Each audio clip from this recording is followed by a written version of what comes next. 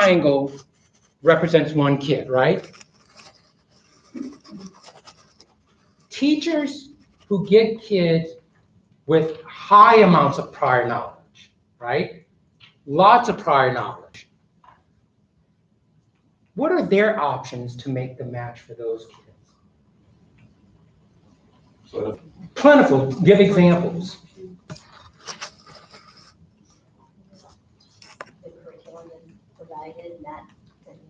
The more prior knowledge they have, the more likely whatever book you put in front of them, they can read because they have lots of the words, right?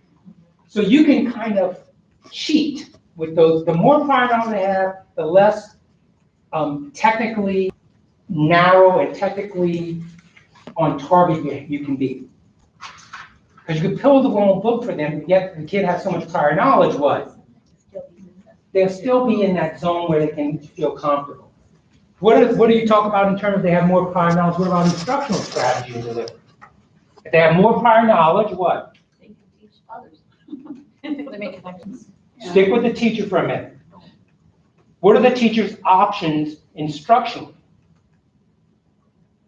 Can they deliver a poor lesson that day? And what will happen for those kids with lots of prior knowledge?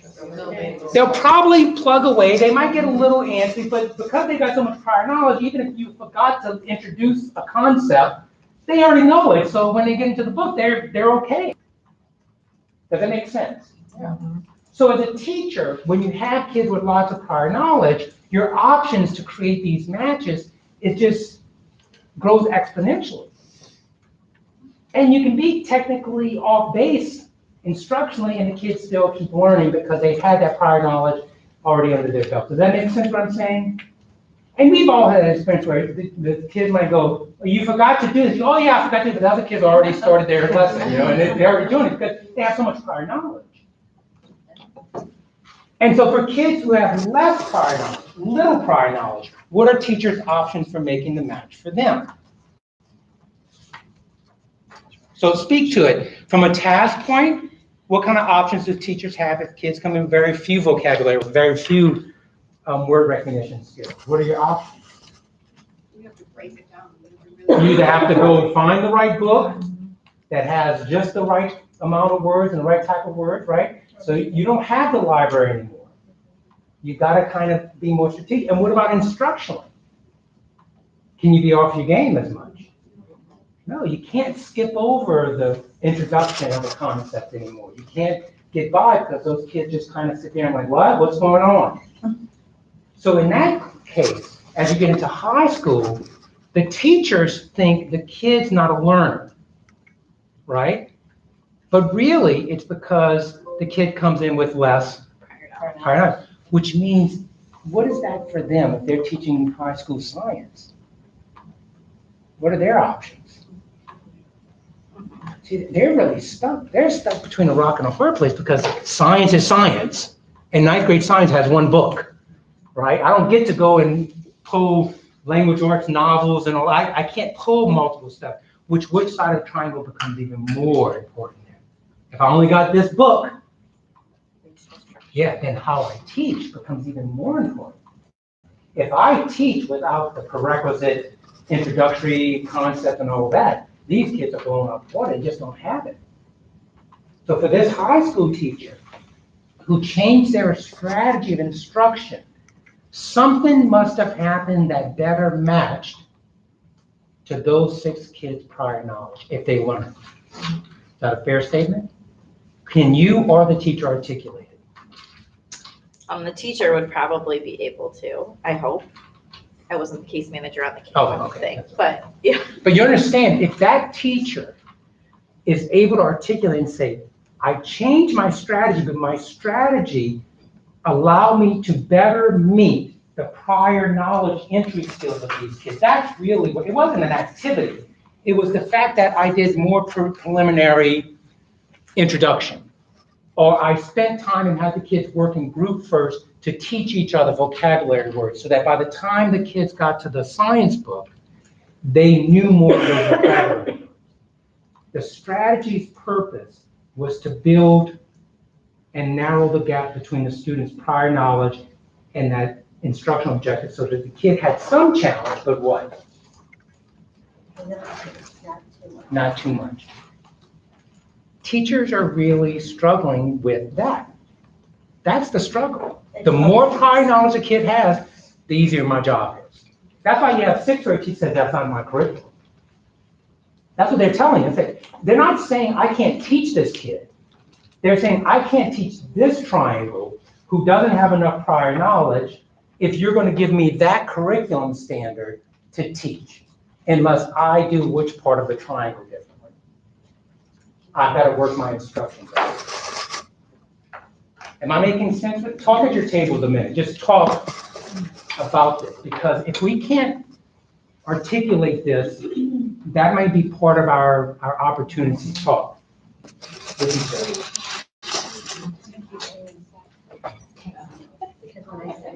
The one thing I wrote down that was talking about Saturday to that. So even just with my house, what position and all that prior knowledge that are,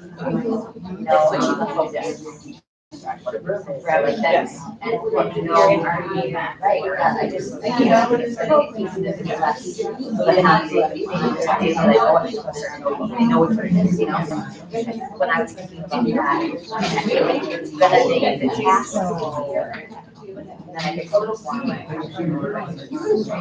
they're not worried so much about what they're bringing to the table. Can't affect that anyway.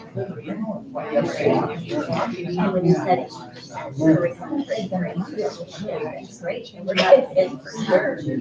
Most of the kids, and then there's going to be change a little bit to we're going to have a habit that's going to get a large number. Oh, that might be cool too.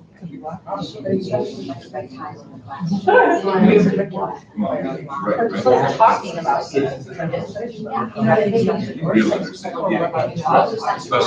I like that.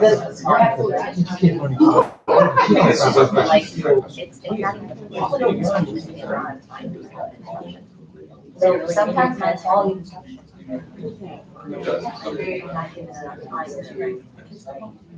focus in on just for the have to wait certain things out. Well, I know you said that follow It's gonna help us for you out, it doesn't help us out of the position plus so. We still have to get that all of us want to things that or you that reputation that are that opposite.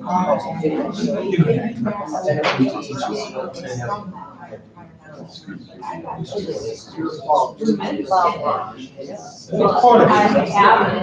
first one,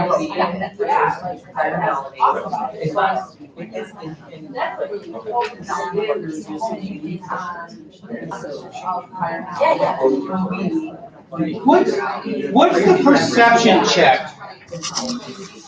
Before I hear from you, if you frame this map with this conversation, well, let me first hear what you're talking about.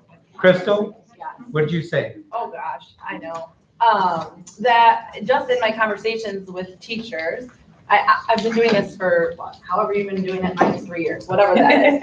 So a long time. But I always know about the prior knowledge. It's important. I think a lot of teachers know about that, but I've gotten away from that to being a focus or a talk or conversation in the conversation with the teachers. And so by bringing that up, I think it would then create more conversation of what those teachers' beliefs are on that prior knowledge and creating that chance for them to reflect on it too. Kids learn, right, if we know their prior knowledge and then we just add a little bit new to it. That's Vygotsky in a nutshell, right? The zone of proximal development. It's Ed's research he shared with us. It's those operational numbers. If you're going to have a kid read, you're not going to give him a book that he only knows 80% of the words. You're going to give him material that he's in that 95, 93, 97% range of vocabulary. Because we know from research over and over again, that's where both comprehension has a chance, but that's also where your instruction has its greatest impact. It's not that kids can't learn reading 90%, but you instructors become very inefficient. You become inefficient because you have to spend more time breaking components of those vocabulary words apart. You got to give them more repetition of the 10 words now you have to learn before you can get into that text. So we understand the research of that, right? And teachers will even say, they globally know the 5-finger rule, kids are self-selecting books that, they read it. They have all of this, but when they come and you got a high schooler who's reading like a 4th grader, right? The question that we're getting to is, he will learn if what? If we create the conditions of task and instruction to his match, to which the teacher's going to say, but I've got 45 minutes to teach science. Right. So you better be ready with the perception check right there, which is what?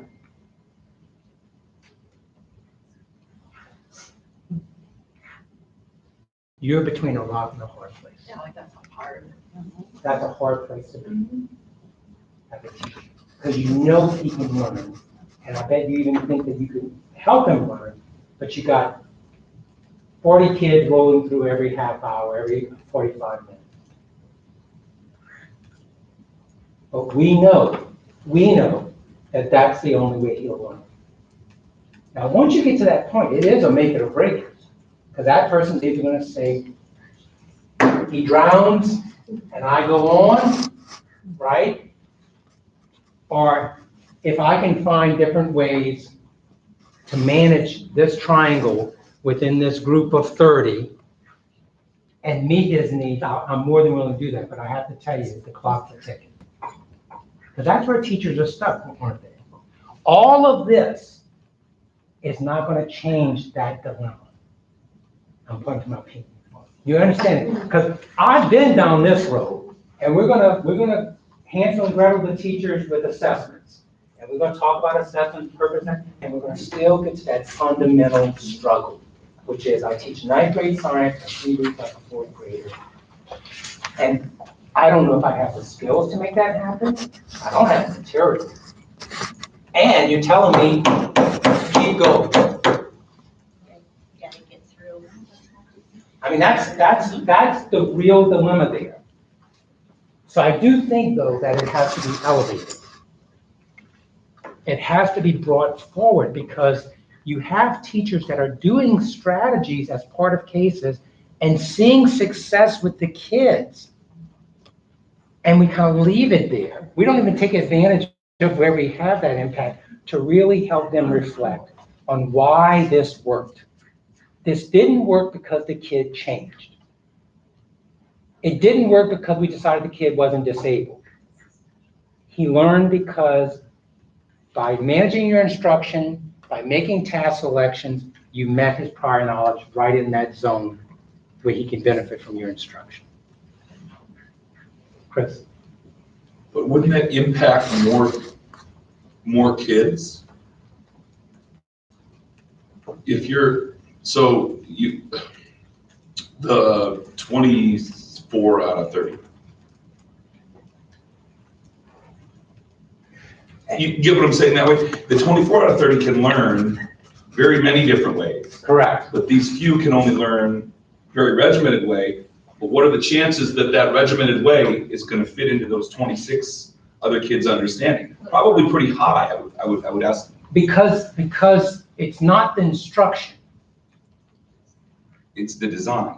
It's the amount of challenge that you're creating. The kids who are learning are still learning within the same zone of proximal development. And what you're saying is we can change our instructional strategies for them and keep that zone of proximal development in place multiple ways because they have so much prior knowledge. But for the kids who have limited prior knowledge, how much we can add to their existing prior knowledge, it's the same amount. They don't learn more or less, but our capacity to deliver that may be more limited. Our options of how we deliver that. The kids who are average 9th grade science students are still learning between 5 and 7 vocabulary words within a learning set. They're not learning 20 and 30. They're still learning 5 to 7. That's their working memory. The publisher, if you go back to that phonics book and you look at the amount of vocabulary, it's within this research. They come in with a lot, so those 7 words bumps them into the zone where they can learn, if you teach that vocab. But for the kids who come in with fewer vocab entry skills, those 7 words, if you teach them, still not going to put them ready for the book. They need another 14 words to get into that material. But they can learn 7 words. It's not the strategy, and it's not the task. It still goes back to how much new information is this individual student being asked to learn. The dilemma for teachers that I can't take away is if he only knows 4th grade science vocab, it's going to take him 7, 7, 7, 7, 7, 7, 7, 7, 7, 7, 7, 7, 7 to fit into that material without you doing anything different for them. But you're not doing something different because they can't learn. You're doing something different because they don't have the prior knowledge. And this is the struggle. And it matters for teachers because what grade do I give him? If he learns the 7 words and he learns 7 words, do I give him both A? Well, he's still reading. And they start struggling with the external pieces. But our job is to say to them, look, take him where he is and move him forward. So let's add to this. When students have more prior knowledge, teachers have more options to create the conditions. Fair statement? Yeah. When kids come in with less prior knowledge, it's not how much we can, the challenge rate is pretty much the same for all the kids. But you might have to change your delivery to break those vocabulary words down. Or you might have to pre-teach some vocabulary that's not in the blue words of the book. Because they don't have the knowledge of those words to even interact with the new 7 vocabulary words. Am I making sense? Or am I talking? But we see that as the kid is broken. He's not broken, right? It's that his entry skills don't meet the instruction that's being delivered. So I'm thinking about your case. This has to be elevated in the conversation because this grandma is saying, I want this kid to learn. And if we just say she's on level, that's not going to satisfy this grandma. You get it. But if we say she can learn 7 vocab words just like the other kids, but because her prior knowledge is here, or here, or here, right? We may not even know. We're going to have to help this grandmother see that it's not about learning. It's about how we manage how much challenge we give her. And if you only have 1 kid, there's not a teacher in your school that can't make it happen. If you give any of your teachers 1 kid to work with for an hour, they can make this happen. Most of us who come out of the resource roles live this life. So we're very convinced that this can happen. It was our training. Special ed, reading specialist, right? It was our training. We live this life. We get to roam through the gnomes with the kids, right? If you're reading recovery, you live this life and you're so sure of the behaviors that you have the belief. But when you're a classroom teacher of 30 kids and you see 28 of them learn by you just delivering the lesson that the publisher said to deliver, using the book the publisher said to use, it's really confusing why those 2 triangles aren't learning. But we and IC teams recognize what's not there is the match. The amount of challenge relative to this kid's prior knowledge must not be there. That's how we kind of approach it. That's why we do the IA snapshot. We look at what the kids know, so when we put them reading, we have them in the best position. And that's why so many teachers say, I didn't know he can do that. Because they've never seen the kids read with just the right amount of challenge. But we don't say to them, you know why he read? It's because I only had him 3 unknown words. Do you know that's the research for a little 2nd grader? Do you know that? Because most teachers think kids who read really well are just smart. Because you're teaching 30 at a time, you know, and you just go forward. Yvonne, are you thinking something? Oh, I'm just thinking about my days in 2nd grade and as a teacher. Yeah. And yeah, it's fun. So when we think about class cases, class cases, right? We're still dealing with this. If a teacher teaches the lesson as designed from the curriculum, you know a majority of the kids are going to be matched. Why? You know it. Why? Based on what? Research of what? The amount of prior knowledge that an average fourth grader comes. They have that research. They know average fourth graders have this much prior knowledge. So they give you text based on that. Doesn't give 100% known words in that text, does it? No, it leaves what? 7 to how many unknown words in a 100-word passage in fourth grade? How many unknown words or vocabs that a standard reading text of fourth grade? 100% known? Does the publisher give you a book that they know all the words and all the meanings? No. What do they give you? How many? That's not what they give you. She said it is 93 to 97. No, what they give you? They give us 10 words. Right, because they know you have to do what first instruction? You got to teach. That's your vocab lesson. They know Pat. They know Pat's going to do a vocab lesson first, or he's going to have to do something first, and that's going to narrow that gap from 90% in that text to about 95%. And then when the kids read the text, they're in that zone. Teachers don't. They don't have that level of specificity about how the publishing works. So for them, it just seems like kids who are smart learn, right? And kids who are broken don't. And what they don't see is that the average triangles are predetermined based on reams of big data.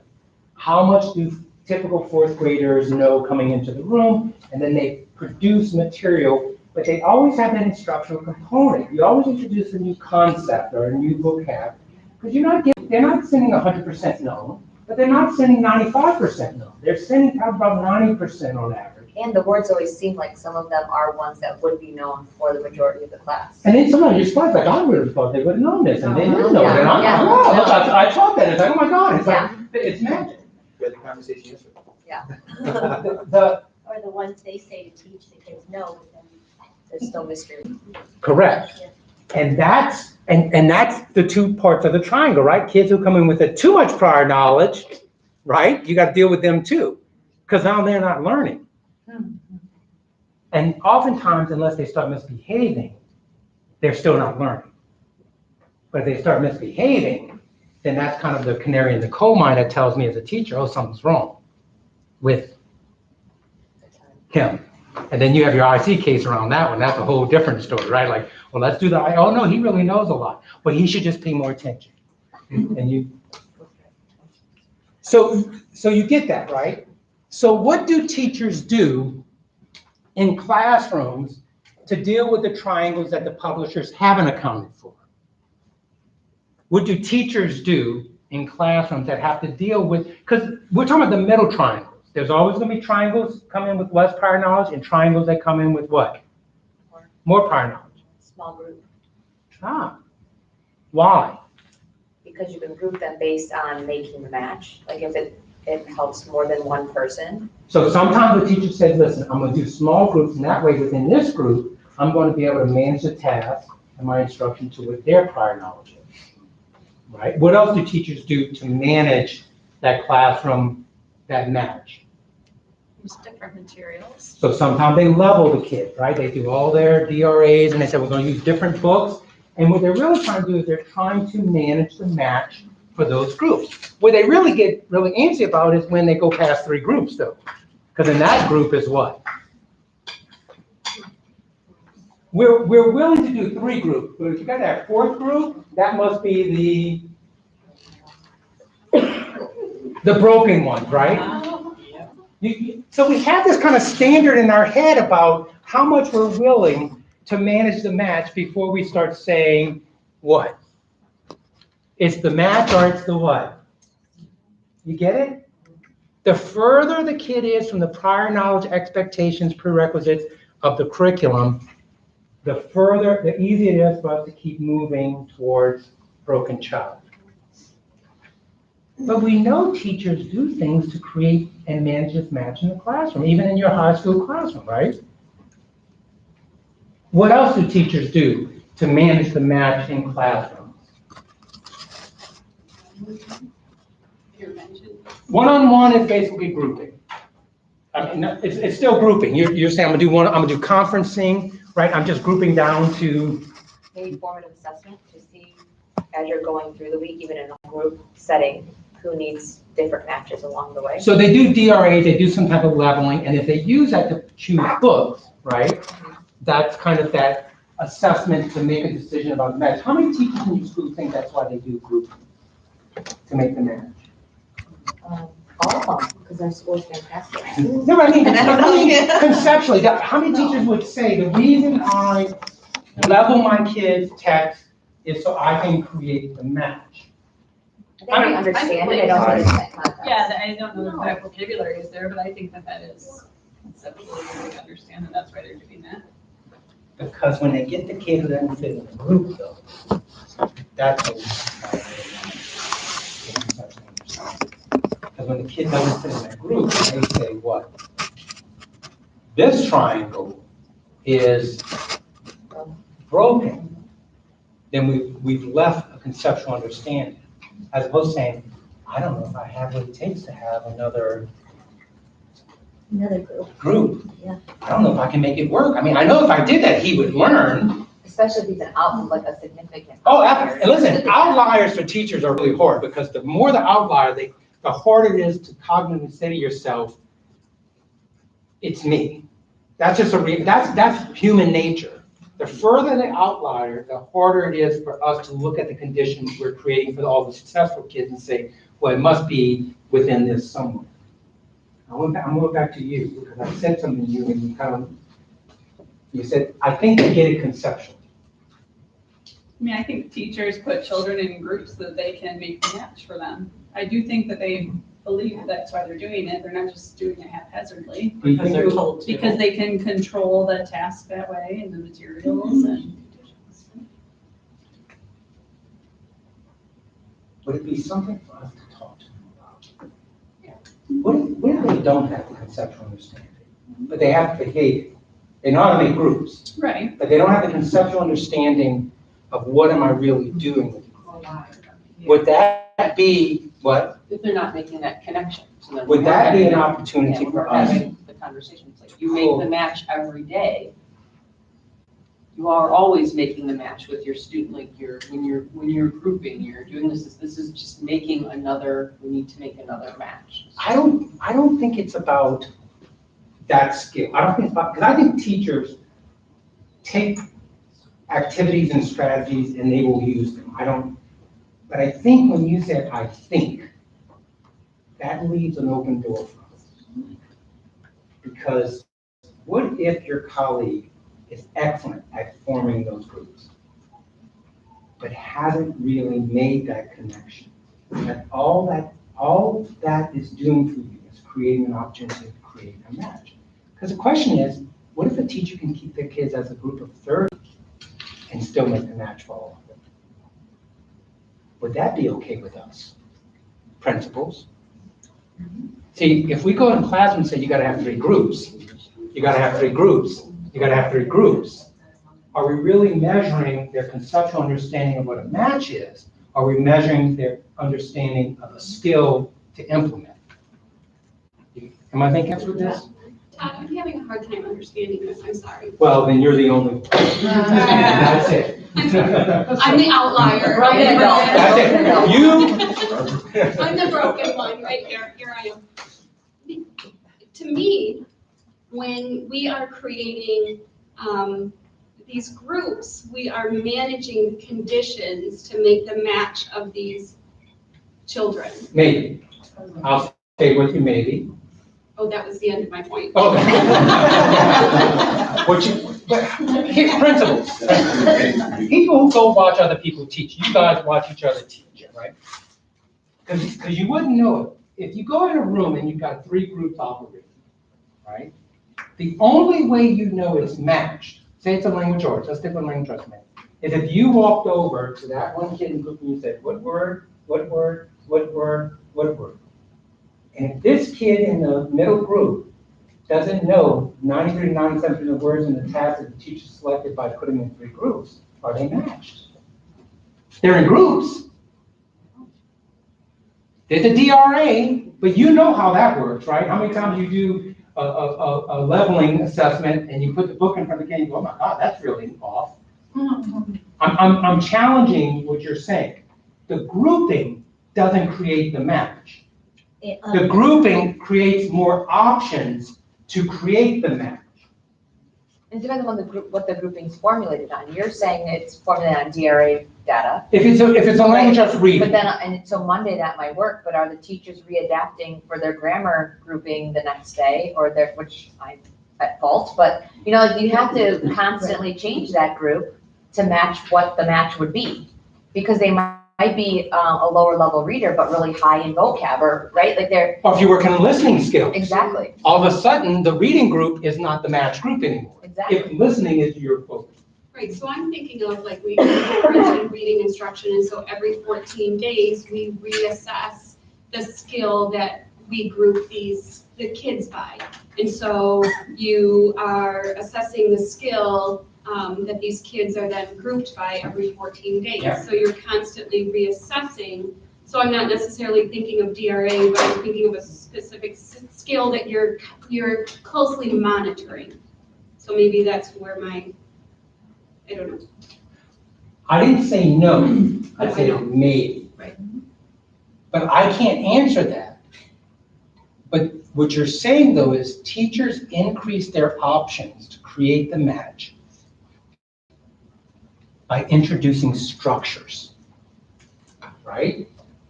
Grouping is a structure.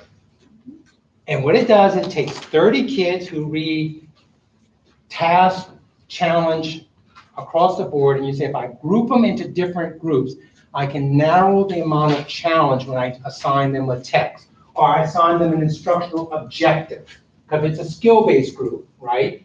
Or an instructional objective group, I'm going to take the kids that have good listening skill and I'll put them in one group. Kids who need more support on responding, I'll put them in another group, right? Because I'm going to do something different for them instruction. But it's a structure. When you change the books, when you group, let me back up, because I'm trying to give you something to look for and think about. When teachers change the tasks, I'm using grouping and reading for a minute. When they put kids in when they take the triangle and they divide them into 3 groups, they're changing the tasks, right, for each group. This group gets this book, this group gets this book, and this group gets this, because I'm saying that's how I'm going to manage the challenge of how much new vocabulary is in that reading. Now, when the teacher goes to teach that one group, she might teach inferential comprehension to the low reading group. But the objective and the delivery might look exactly the same for all 3 groups. Now I'm going to work on inferential comprehension with this group. Now I'm going to work with inferential comprehension with this group. And the thing I'm managing is the task challenge. Because in my mind, I might say they're all really needing inferential comprehension. But I want to make sure after I do my lesson, when they read the book, they can engage with the text at a level that's comfortable, but not too hard. Am I making sense with this? We're pulling this apart a little bit, because I think what Crystal said is true. We tend to move very quickly through this, and I'm not always sure teachers understand. A lot of the work they're doing is already trying to introduce structures that gives them more options to make the match for kids. If they keep the kids' whole class, task selection is going to be a real struggle for 30 kids all at one time. Fair? You're going to have to do a lot more instructing if you're going to do all 30 kids on one book by themselves. But do you have to always do reading groups? What's another structure you can do to create more opportunities for kids to be matched in language arts? Does it have to be homogeneous reading groups? It could be what? be heterogeneous or mixed groups, right? But then that means you better give them a strategy to use when they're in that heterogeneous group. Because if you put them in 3 groups, you're still relying on who? The teacher has gone from 30 kids to 3 kids, from 30 triangles to 3 triangles, by putting in 3 groups. But who's still driving the decision about the match? Yeah, because if he or she picks their own book, whatever that means, meaning too much challenge, now you have 8 kids that are not going to be matched for the next 30 minutes. But if you put them in heterogeneous groups, you better teach all the kids how to do their own word search, right?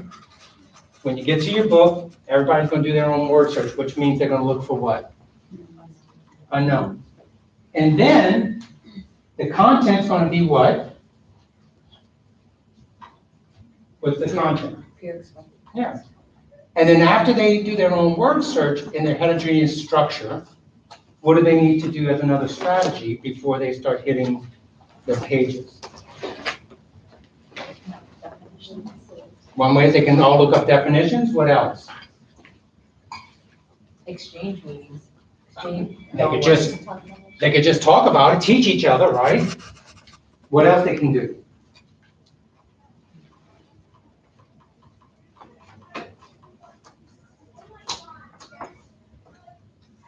We can go here, and who's really having to do all the work? Teaching. Whether it's 30 kids or 3 groups, if you don't conceptually think about why you're doing what you're doing, who's still having to carry all the weight? So you're talking about metacognition. Oh, yes, I am. See, I'm not an outlier. Look at me. Look at me. I'm smarter than I even was a minute ago. I'm back in. See, if it's not about strategy and it's about making the match, the conversation becomes much more cumbersome. And we're here saying, come on, Todd, what are you doing? But it's cumbersome because we're not just talking about do 3 groups. We're saying, why are you doing 3 groups? Do you know when you put the kids in the groups, they can read at that level that the research says they need to be in terms of amount of challenge? Or do you just say, I did the activity?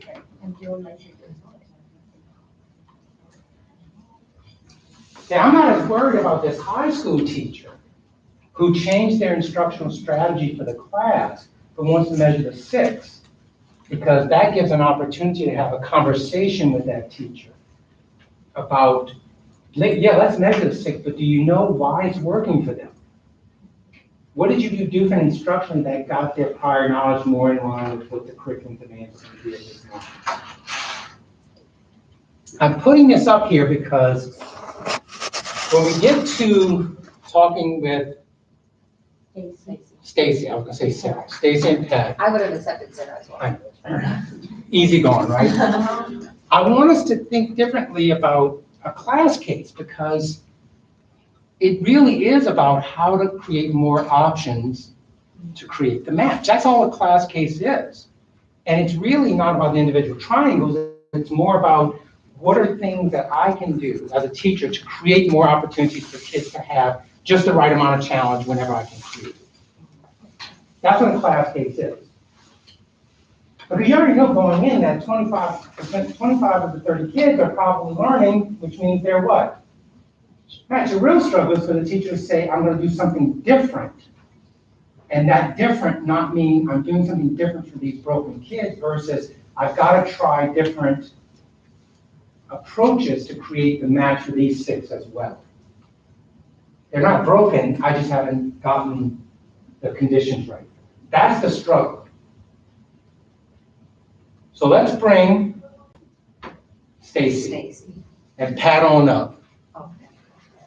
Come on down. Come on down.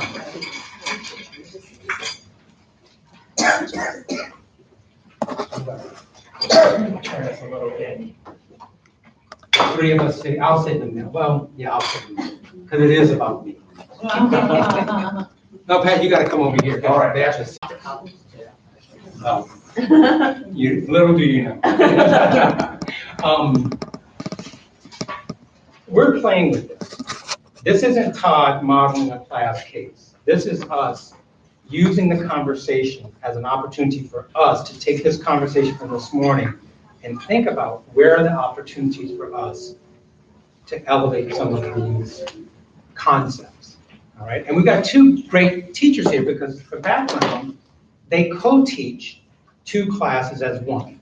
Is that a good way of saying it? So they combine their classes and they're co-teaching approximately 60 kids or more. 50, about 50. About 50. So instead of having two classes, 25 each, they teach all day the 50-something kids, 50 kids, and share the instructional responsibilities throughout the day. So they're all looking, and that was unique to me. Yeah, very. To the point where I told Kim, I said, well, if we're going to go into classroom this afternoon, I'd like for it to be just one part of the class, because I know that's not typical when you go back to your school, so I didn't want that to become the focus of our training. It's still the same concept. Right. So we're going to focus on language arts, and I know the two of you kind of divide up responsibilities, content a little bit. Right. You more, I'm more the ELA Okay. and more math, but then we, We both teach subjects. Yeah. So those groups together, right. we're both teaching all the time. but your forte, you feel a little more strong. Yeah, like I as- have the journeys information and he has the math curriculum information. Although y'all are learning together. Yes. Probably the more y'all teach together, the more y'all feel. Absolutely. That's good. So there's no separation in that regard. I mean, No. Initially that kind of came in, but. No, and I think we have the same concerns because since we see the kids with the same concerns, so. So what we know about, back up a little bit.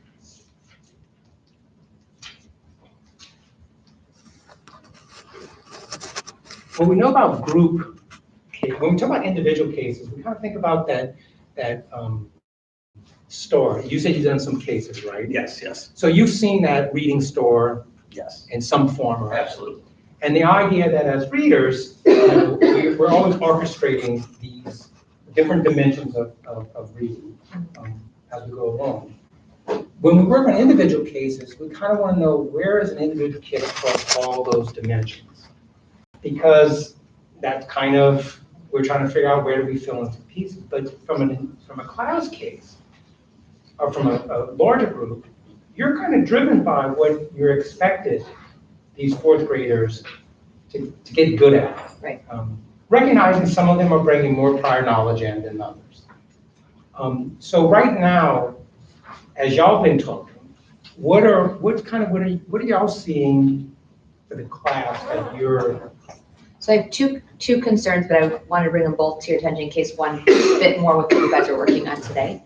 One was a vocabulary, which is what you were talking about earlier.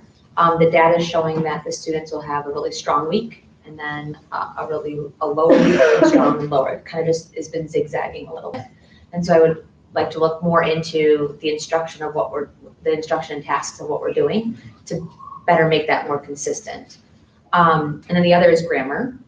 So those are two components of the Journeys programs where In writing grammar or speaking? I guess it would be both. It would be like their knowledge of verb forms and sentence structure, not necessarily their ability to apply it in writing, but their maybe general recall, I would say. Okay. You know, and they use it in sentences and the kids have to be able to select the correct answer. But the concern instructionally wise is that every week that changes. So where we have, you know, essentially 4 days to go over a grammar topic of this week, next week is something completely different. So then I feel like we're having to instructionally change every single time that something that made the match one week isn't going to necessarily make the match the next week because it's a completely different topic. And we see that with vocab as well. So the assessment on vocab, which isn't almost the whole driving force, but half is on the vocab words that we focus on a lot, and half is on a different strategy every week. And so the data is showing that they're getting the words, but they're not getting the strategy as much. Help me understand more strategy. When you say vocab words and then strategy. So sometimes it's Greek and Latin root words, or synonyms, antonyms. What I would consider, I think it's on your thing, is word study, Okay, is what I would align it to on the star. We're also on the, I think, the second or third year of a tier 1 reading curriculum. Second, this is year 2 of adopting a tier 1 reading curriculum. So the prior knowledge is maybe a lot different kids if they haven't been in it sequentially from kindergarten, first grade, second grade, third grade. so the curriculum's kind of starting here, but they haven't had what would have been kind of more an aligned curriculum getting them in there. That's your kind of, Scaffolded, Right, organized. right. that's kind of assessment you've been making, that we're introducing things and they really haven't had that prior knowledge of maybe the prerequisite words. Yeah. As an example. And even their knowledge of how the program runs. You know, we had to spend a lot of time, especially at the beginning of the year, but like looking at how the program runs, that they know they need to really focus on the vocab strategies, that they are going to be assessed at the end of the week, you know, and making sure they're taking it, you know, they're taking that into account when they're working. So what you're doing, both of you, is you kind of listen to our conversation. So you're looking at it right now, you're saying all the kids need to engage in this curriculum structure in a way that it's meaningful to them. Right. I mean, it's not just done to be an activity, there's underlying rationale for how the strategies are being introduced and the words are being introduced. Mhm. And all the kids, you want them to show more consistency in their growth. Right, because even students that I would consider that the match is made, then, you know, like I said, it's kind of going up and down lately, that it's not the match the next time. Somebody that I really felt had the vocab skills or understood how to find those answers aren't finding the next So time. this publisher, Journeys, sounds like they're pretty smart. Well, I mean, yeah. I mean, No, so- right, yeah. So talk to me a little bit about what you see based on our conversation on cheating. What do you see the publishers taking into or building in to deal with this match? Like, what goes on in this curriculum delivery and structure that you think that they're really trying to get kids with the right amount of prior knowledge, you know, because they've done things. It sounds like they do steps to the instruction. There seems to be supplemental materials for kids if you're going to tiers of RTI. Mhm. There's the tier 3 materials, tier 2 materials. Level There's a lot- leaders. There's a lot of different things you can look at. But our problem, and I'm paraphrasing, we talked about that, from week to week, it's like, I can't think of a better way to put it, it's like a landmine. You don't know exactly what components will be missing that week. It's hard to anticipate. You know, because the scores seem to go up and down based on the instruction. The match seems to be difficult. So to check in with that piece of it, the way the publisher has tried to give y'all more material options to use, like different levels of Yes. text. But within the levels of text, does the instructional delivery look the same? Am I making sense by that? Like, Yes. you do the same thing with this, just different text, Generally, like when you're talking about small group instruction, okay? the differentiation of comprehension doesn't change much, like the instruction of the comprehension skill. It's what they're applying, what book they're applying it to. And I don't think we've altered it. No. Yeah. No. Based on what you know, I'm a latecomer to this, but based on what we talked about today, the match, we make groups. We, you know, do the workout kind of stuff. I don't know if I don't altered the instructions yet within the materials that are provided. I'm not so sure yet. So I I'm agree. gonna pull back a little bit because we're all in this together. So what I'm hearing is the publisher gave lots of task selections, increased your options to kind of create the match for how much unknown they're going to be interacting with. Yes. But That instruction. still might not be a match, but. It may not Yeah, be. Yeah, right. But even that, and listen, this is not a bad place to be instructional as a teacher, to say, you know something? It's not the publisher's fault.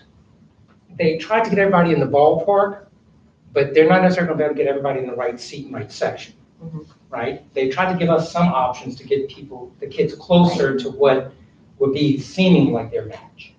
But I'm also hearing you say, instruction speaking, which is a great place to be, is we're kind of following the same instructional approach, even though the kids are in different material. Yes. So for example, for vocabulary, that would look how? I think when we do a vocabulary, like small group, that's where instruction changes a bit, but the task is still the same. So the task that they're given, let's say, is sorting the words according to a certain like root word or something. But we are changing it based on how we communicate it with the kids. But that task hasn't changed. But the material they're drawing those words from has changed? No, because in that case, all the words would be the same for all the kids. Okay. So in those leveled readers, all the vocab words, they make sure they're included in all of the level readers. So what's the difference between the level readers then? If all the same vocabs are Right, in those readers? I would, topics sometimes, like they're all either not, like if it's nonfiction that week, but a different topic, I think they Oh, a look lot at of that effort prior there. knowledge of I the mean, a lot of student. effort in this published material. I mean, they, Right, Shorter selections? yeah, Yeah. shorter selections, more images, more for driving that prior knowledge, a little more pictures. Yeah. Things like that. but I mean, let's taking a step back, this publisher's put a lot of effort in to help you. Because what the publisher says, I'm gonna create 3 levels And of we try to use stories, it. but I'm gonna have the same vocab within these level Yeah. stories, right? Mhm. So that when you teach the vocab, you're doing one vocab instruction, so to speak. Mhm.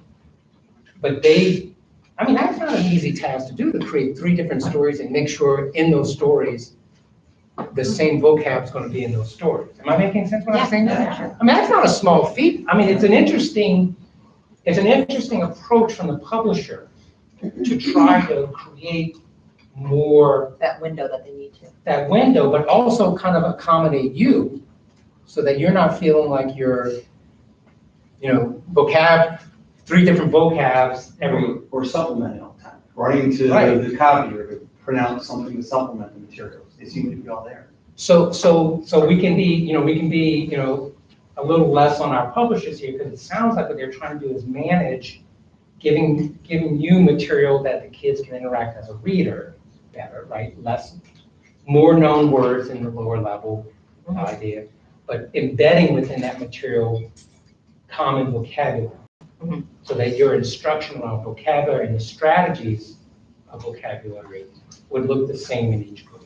Yes, but I don't see in those resources, and pretty much all the resources. So the first half of an assessment that they give, the first 5 are 5 out of the 10 vocab words. And we try not to teach directly to the test. Like we want to teach all 10, not just the 5 that they're going to be assessed on. The second 5, which I said were like Greek and Latin roots as an example, I don't see those in the text. So they're only getting them away from actual authentic text. All kids or some kids? All. So the instructional on the vocabulary strategy in this particular curriculum is direct instruction on it, and then a worksheet on it, and then it kind of just like fades away. And as a teacher, it's hard to know where the focus should be. If it's a half and half split between on the assessment on which one they need to know, right? And thinking about which one would be more valuable, the understanding of the text with those vocab words, or the ultimate knowledge that spec and viz and all these Greek and Latin roots they're gonna see later on. They don't get as much exposure. I have a clarifying question about something you said, because I have a picture in my head that may not be it. The vocab words, are you saying that the vocab words are not necessarily the same words that the strategies are taught around? It's completely different. And not have another question. Are the words that they teach strategies around embedded in the text itself? Not anything that I see Like prevalent. vision, would that be in all 3 of the kids' reading? Would it be in any of their reading? Not that I see as prevalent. I mean, unless I could be missing like a huge window of opportunity, but I don't see it. I mean, let's all agree right now that they've lost us at that point. Yeah. And that's where I think when I look back at the data, or we both, and I look at whether it's a vocabulary section, the 10 words, or the strategies, I lean more towards their scores suffering because of the strategy. So they don't do a Latin derivative of vision and say viz means, To see, See. right? Yeah. and then they don't go back into that passage and see vision Or television or anything they have to relate to. within that text.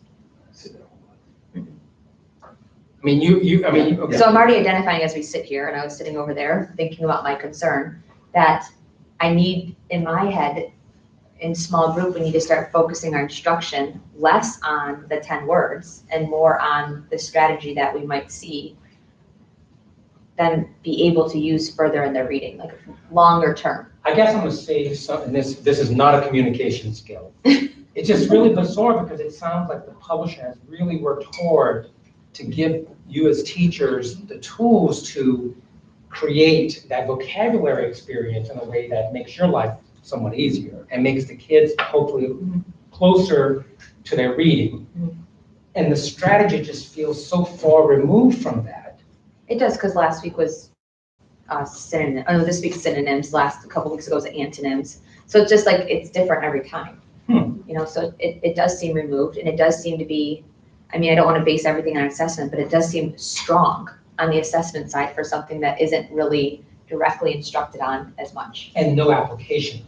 No application, absolutely, there's not. That's right. It doesn't preclude us from going in and doing, you know, if we're doing an antonym search, we're doing synonym search, we could do those things. But it's not. So like for the vocab, not only do they get direct instruction, not only do they get some management of how much they have to learn at a time, because you manage that. You know, you're not teaching them 20 new words. You're trying to keep it in that zone of not too unknown. And then they get to see it again within their reading. So they get an application in context. What I'm hearing you say in the strategies, it's not connected to the text, so it's acontextual largely. They get a direct instruction in it. I don't know about repetition with it. Yeah, that's the piece I think. And then there's no application of it that you, at least in the moment, we can't put your hand on it. Yes. Right. Where at least maybe part of what you're saying is that side of the instructional delivery has it from introduction to practice to automaticity to application, the vocab. This side of it has it a little less structured, and it's much more teacher directed. Yes.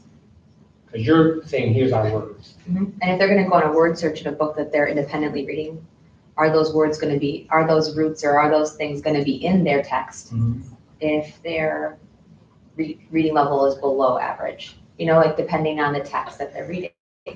So I feel like it's all at the bottom, like it's completely, at this point, I feel like all the students, their prior knowledge isn't there, right? Because these are all broken up apart words that maybe they don't know. They see television, but they don't know what and they don't know it broken apart. So I feel like there's so much down at the bottom. It's like even more heavy down to the bottom.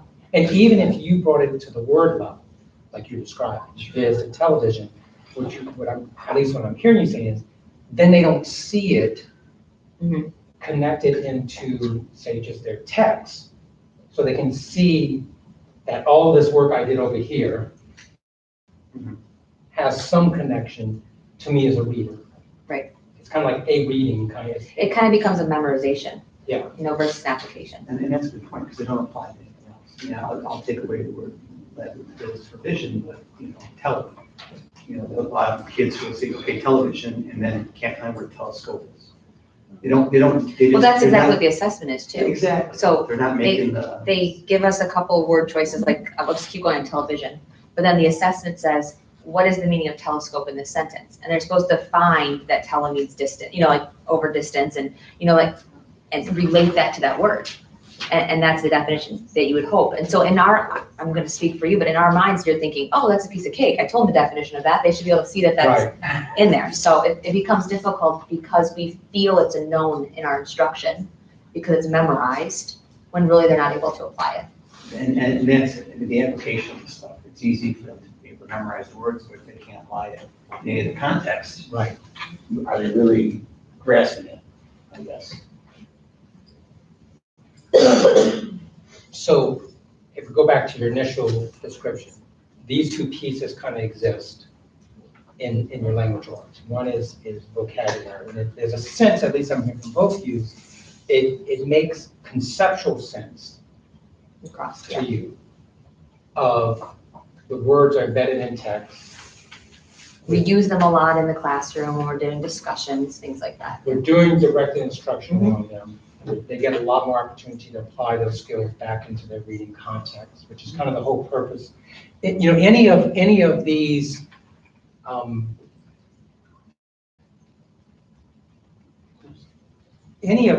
structures, right? These dimensions of reading are about getting kids to the holistic aspect of being a reader. I mean, everything you're doing ultimately is they'll be better readers. They'll be able to read through more text, understand that text, respond to that text, right? And what I'm hearing you say is you could make a logical connection with the vocab aspect of this, even though there's some needs there. Right. You can say all of this is bringing them back to text as readers.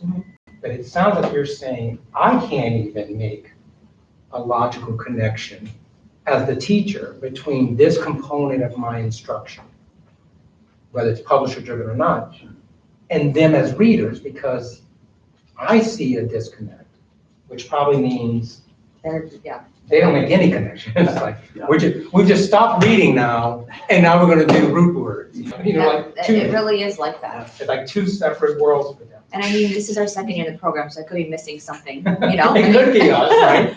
But, yeah, you described it right. It just seems like a definite, stop. Okay, guys, now we're gonna go into our next lesson, and it's, on these things. So like you mentioned word search, because you're a team member, right? And we talked about it here.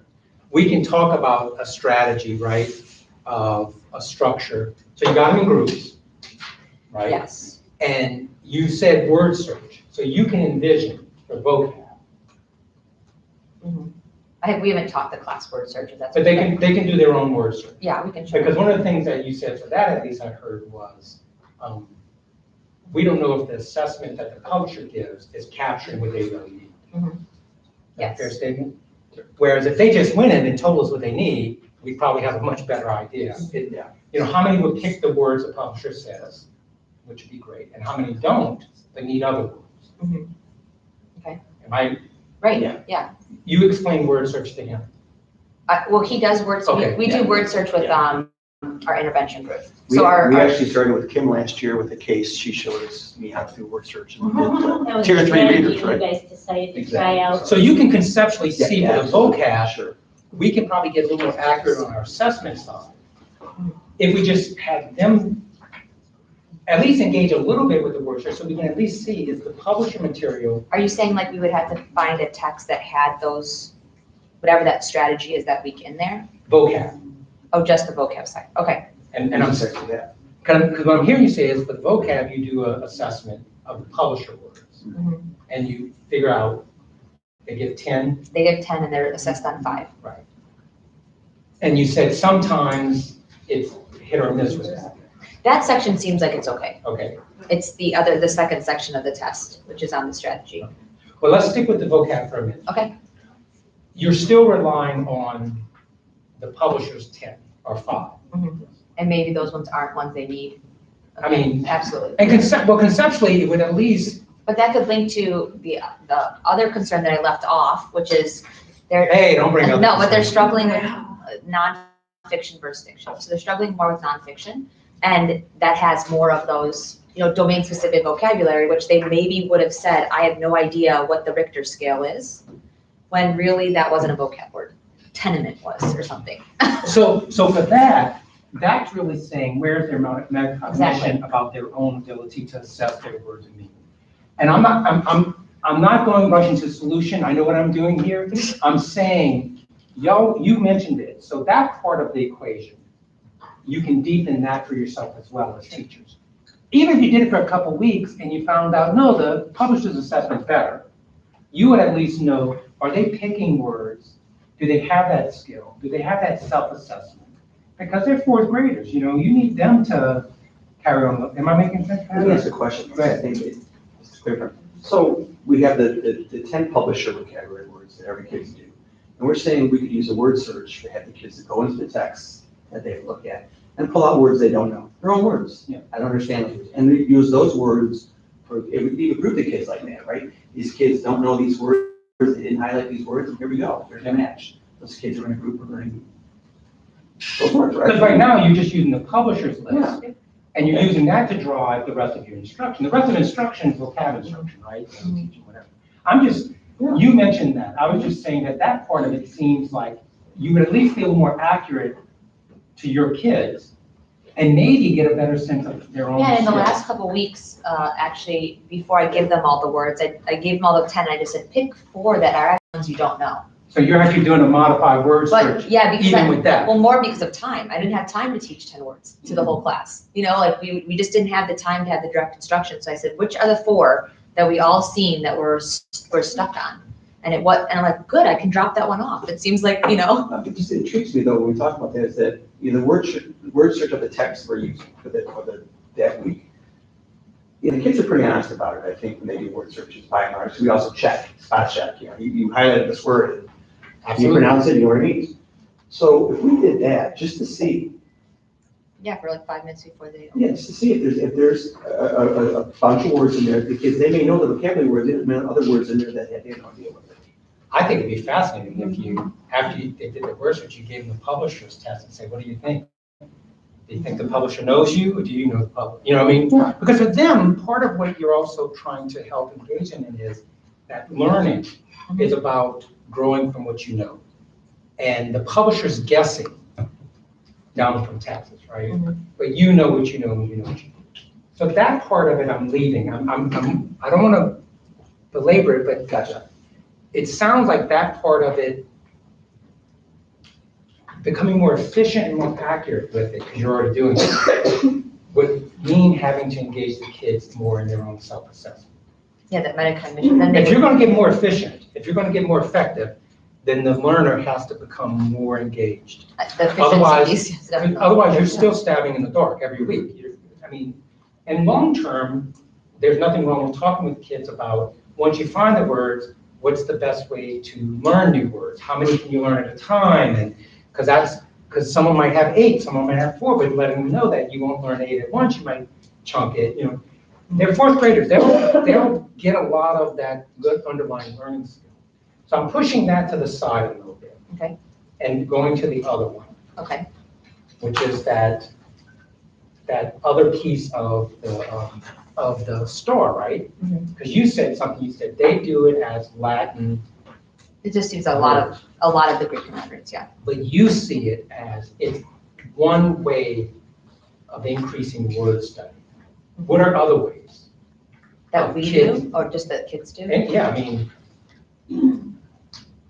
I don't know. Maybe through spelling. Oh, yeah. Spelling, I think that's an increase usually. These are 4th graders, so the publisher in some way is saying, one word study strategy, these 4th graders who are moving to 5th, 6th, 7th, 8th grader, they're going to be dealing with more what kind of words? Multisyllabic is what I think of. Multisyllabic, content-specific words. So the publisher's kind of saying, they probably learned letter sounds in 1st grade. Mm-hmm. Yeah. Then they learn medial vowels, and they learn blends. And so now the publisher is kind of saying, now we need to get them ready, because the kind of content they're going to get is going to probably have more domain-specific, more content-specific. And one way to unlock those words is to look for the part of the word and so forth. Is that, yeah. Is that kind of the way you see it? Yeah. I want them ultimately to be able to see a word that they don't know and break it apart into meaningful chunks, right? Chunk it into, I know that this root means water and this means, so I got an idea of what this means, whether or not it's accurate or not.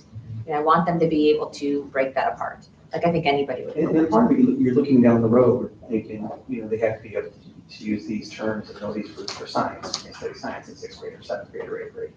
My wife is a 7th grade science teacher in this building here. That's what all the time, that you have to be able to extrapolate between this root and what this means in this context. And, with that thought in mind, it's something we're hitting the home run right now. So the two of you appreciate what the objective is, the instructional objective is. That's if we don't want to pass it up. Of the publisher. Yeah. But you're also seeing that when you move the kids into that instruction, it's not a good match. If they're not learning it, right, and I and think they're not there's not a retaining good task. No, There's So, not a good task that fits either because there's so many words with that root. Like you had to really we had to try to create, I don't know. I would have to think creatively on how to make a task, that application fit into that instruction if it's constantly changing. Yeah. I mean, having a word wall might, like I'm already just like, in my head, like stewing let's up on not go things. ahead. No, but like, I know that's a rule. If I don't go ahead. You can, you're the teachers, you can do what Right. you want. Sure. But so, yeah, I think that It's not a match. it definitely is all in that instructional piece that there's nothing coming from, like there's no need for prior knowledge from the students. It's all down on our end because they're all generally brand new things that they're learning in that context. And what I'm hearing you say, is the amount of new concept that you introduce instruction, in terms of the number of words or number of roots or whatever, are you feeling that from just a general, the amount of new is within their working memory when you're introducing it? So in fourth grade, we would say new fourth graders can, between, 2 and 6, right? Some 2, 6.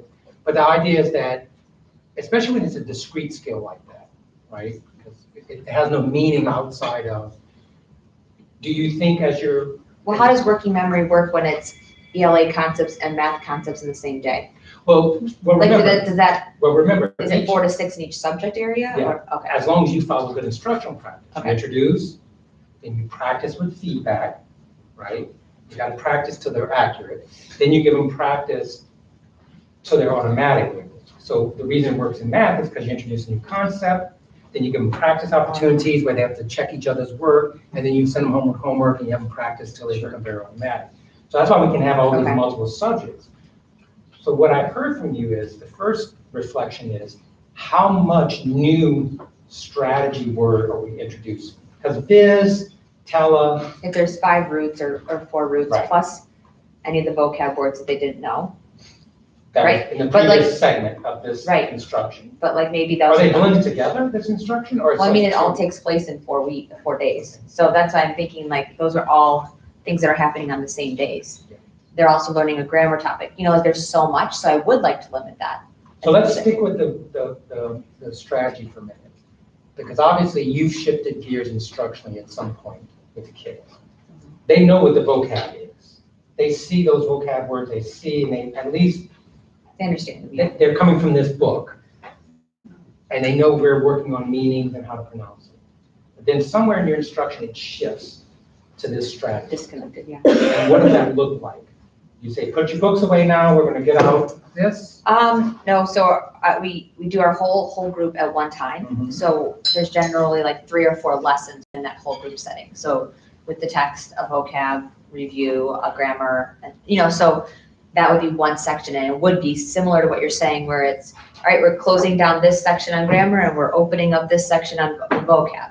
And then what happens when we rotate through the like station, so to speak, he'll talk about vocab with them at their station, and I talk about reading strategies at mine. So then there's a definite, like clear division. So the introduction, Yes, the whole, all 3 pieces kind of get introduced, even though there's kind of a segment within that introduction. right, yes. And then there's a time period, Where then it's very focused in on that and then they go to work on the vocab and grammar with him, and then I do And reading. the good thing about it is we have the structure to alter that in just about any Yeah. conceivable way. I mean, it doesn't have to be that way. We switched from kids to the menus to bi-weekly to weekly. I mean, there's a lot to maneuver with here. But the nice part, and I don't know if this is helping or not, or hurting, is your reflection, as I'm hearing the 2 of you talk through it, is you can see where the match approximates with vocabulary. Mhm. And you can see where your overarching instruction makes sense.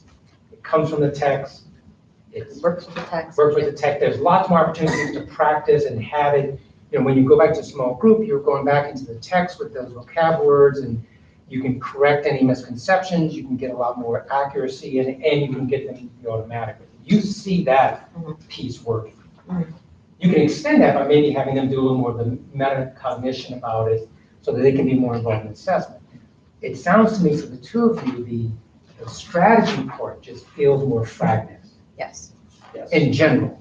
And then you see missing pieces instructionally that don't connect back to application for them. It's like it's its own little world. They practice the items, but then there's no sense of connectedness back to being a reader. Yeah. Even though the whole purpose of it seems to be connected back to reading, that you're going to use this as part of. Yeah, it seems like just a memorization. Like, would they be able to recall the definitions of those roots? Maybe, but then can they apply it to like the new words that they see? That's a totally different thing that we see the whole in. And maybe I'm stretching. And do they even see that it's a useful strategy of word study for being a reader? Right. I don't know.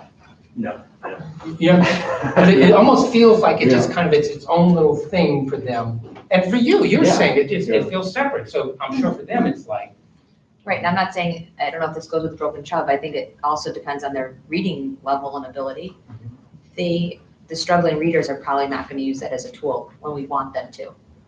You know, that's the tool, those are the kids we want to hit. Especially if we put them back in text where they only know 50% of the words, and their only strategy is to try to use these Latin roots for the 20 words they don't know, and then they're gonna just give up after 2 words and like, oh, I'm like, I mean, and that's gonna really be important for them, because if they go back to the content and that's not matched task, and it means they have to use that strategy overusing. Yeah, and we see that when the task is like the worksheet that they're supposed to do to help them, they do not understand what even the page of the directions are saying. All of a sudden, it's just like, oh, I can't know. You know, it's just like they just don't even understand anything on the page. Well, we're gonna leave this right here for now, because we're approaching lunch, which is most important, right? But what I really like in this conversation is, because you kind of sat in earlier, that we know there's some conceptual things we have to think about to create the match. And they're kind of, we're kind of using that working memory, right? You don't want to give them too many roots to work on at any one time. We're also thinking about bringing information back into context, because word study by itself, the purpose of word study is to support reading, right? That's its whole purpose. Yeah. And that's the piece it sounds that the two of you have discomfort with, that it's there. It's not aiding their comprehension at all. Right. And that's not a bad place to be assessing, saying, now that I see it, we're really not building this as a strategy for them. It's not a strategy yet. No. No, it's not. When you put it in that perspective, it's not a strategy. It's not a strategy yet. They don't ever use it to see, because a strategy is supposed to help purposefully. Yeah. And you don't have that purpose yet. Right. And your assessment right now is, I think that's a disconnect for them that's showing up in their assessments. Yes. When we do our assessments with them. It just doesn't have that level of strategy. Right. All right? Are y'all feeling okay for a stop? Yeah, but now I got a lot of work for school to do to make up for all the mistakes. Like all the No, they're not. But I also want to make I have some good, when I look at your publisher, they're not being masochists here. They're not trying to punish you. Yeah. They're trying to give some tools, but you're the ones that have to kind of really figure out the instruction piece. and how to use those tools to the advantage that you need. They've given you lots of options, but you're saying, if I don't configure them right, they're not going to really make the impact we're looking for. Yep. Yeah, and we want to, fully engage in it. I mean, it's curriculum's provided for a reason, and it was, we admit it's probably made by greater minds than ours, and we should. Or not. Maybe not. Well, no, not Stacy. Right. So we really want to Yeah. use the materials provided to make a difference. I think for the two of you, time is helpful. That's what I've seen the value here. The more you've been able to kind of, maybe me as a facilitator of that, but having the time to kind of lay out. Where the whole is in the greater piece. Y'all know it, and even though y'all collaborate, I mean, time just, you just move on. And so I'm hearing the two of you having this chance to kind of talk through it and come to some common frame about your own thinking about what you're saying. Right. And after lunch, we can kind of talk through with the larger group, knowing what that is now, we're in a better position to help support each other. Right. All right? All right, good. Right. Yeah, now get to work away. Okay. Lunch. It is noon. Kim, how far are different places? So, if you wanna go to Leaky Lake Tavern, you're gonna go out to M36, which is where you guys came in on. And you're gonna make a right-hand turn, is that right? On M36? And then it's down, maybe about 5 minutes. You'll see a big sign and, you're gonna go around the curve. So that's one option. Tavern, that's an option. And then if you go a little further, there's Mimi's Diner and Hamburger